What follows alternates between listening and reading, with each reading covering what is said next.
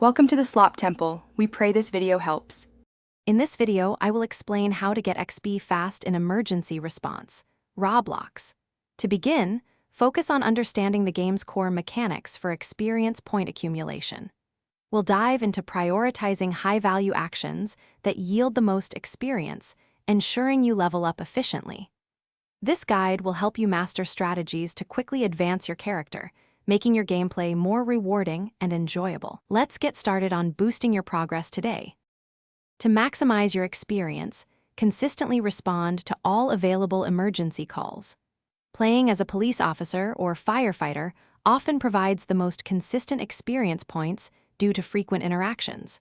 Successfully completing medical transports and intricate rescues also offers significant experience bonuses.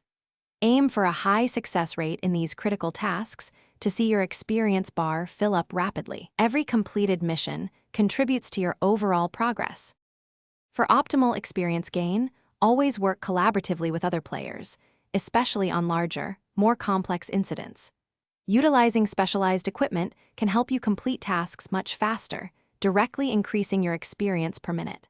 Furthermore, staying active in high-population servers ensures a steady stream of emergency calls, providing more opportunities to earn experience.